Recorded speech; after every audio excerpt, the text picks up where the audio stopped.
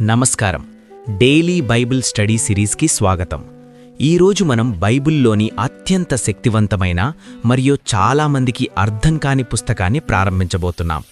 అదే ప్రకటన గ్రంథం, ద బుక్ ఆఫ్ రెవల్యూషన్. ఈ రోజుల్లో మనం ఎటు చూసినా భయం, ఆందోళన కనిపిస్తున్నాయి. న్యూస్ ఛానల్స్ ఆన్ చేస్తే యుద్ధాలు, ప్రకృతి వైపరీత్యాలు, ఆర్థిక మాంద్యం ఇవన్నీ చూసి అసలు ఈ లోకం ఎటుపోతోంది, అంతం దగ్గర పడిందా అని చాలామంది భయపడుతున్నారు. కానీ సరిగ్గా ఇలాంటి సమయం కోసమే దేవుడు మనకు ఈ పుస్తకాన్నిచ్చాడు. ఈరోజు డే 1లో మనం ప్రకటన గ్రంథం మొదటి అధ్యాయం 1 నుండి 8 వచనాలు, రెవల్యూషన్ 1:1-8 ధ్యానించబోతున్నాం. ముందుగా అసలు ఈ పుస్తకం పేరు ప్రకటన గ్రంథం, ఇంగ్లీష్లో రెవల్యూషన్ అంటారు. దీనికి గ్రీకు భాషలో అపోకలిప్సిస్ అని పేరు.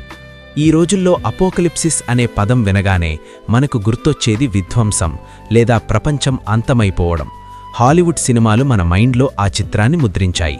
కానీ బైబిల్ ప్రకారం అపోకలిప్సిస్ అంటే వినాశనం కాదు. దాని అర్థం ముసుగు తీయడం లేదా బయలుపరచడం, అన్వెయిలింగ్. దేనిని బయలుపరచడం? భవిష్యత్తునా? కాదు. మొదటి వచనం చూడండి. యేసుక్రీస్తు తన దాసులకు కనుపరచుటకు దేవుడాయనకు అనుగ్రహించిన ప్రత్యక్షత. ప్రకటన 1:1.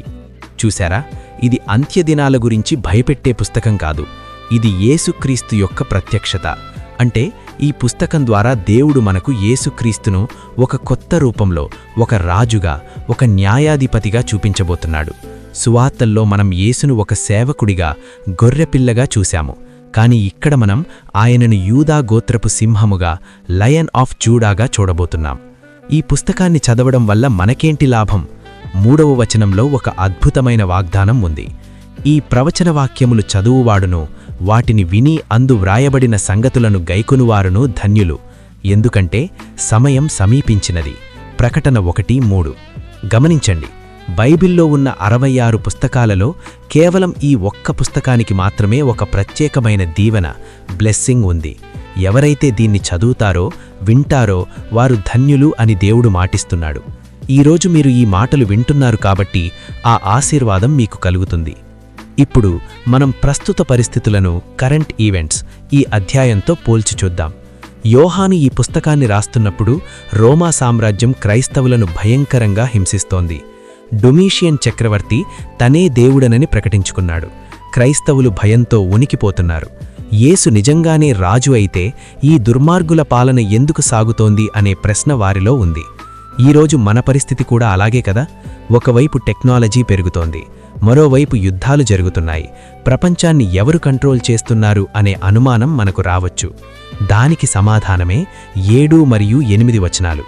ఇదిగో ఆయన మేఘారూఢుడై వచ్చుచున్నాడు, ప్రతి నేత్రము ఆయనను చూచును, ఆల్ఫాయు ఒమేగాయు నేనే, అనగా ఉండునట్టియు, ఉండినట్టియు, రానయ్యున్నట్టియు సర్వాధికారియగు దేవుడు సెలవిచ్చుచున్నాడు. ప్రకటన 1:7-8. ఇక్కడ దేవుడు తన సంతకాన్ని పెడుతున్నాడు. ఆయనే ఆల్ఫా మరియు ఒమేగా. గ్రీకు భాషలో ఆల్ఫా అంటే మొదటి అక్షరం, ఒమేగా అంటే చివరి అక్షరం. దీని అర్థమేంటంటే చరిత్రను ప్రారంభించింది ఆయనే, చరిత్రను ముగించేది కూడా ఆయనే.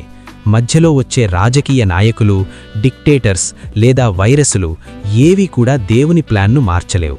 ప్రస్తుత కాలంలో కరెంట్ ఈవెంట్స్ గమనిస్తే ఇజ్రాయెల్లో జరుగుతున్న పరిస్థితులు గానీ, ప్రపంచ దేశాల కూటమిలు గానీ చూస్తుంటే బైబిల్ ప్రవచనాలు ఎంత ఖచ్చితంగా నెరవేరుతున్నాయో అర్థమవుతుంది.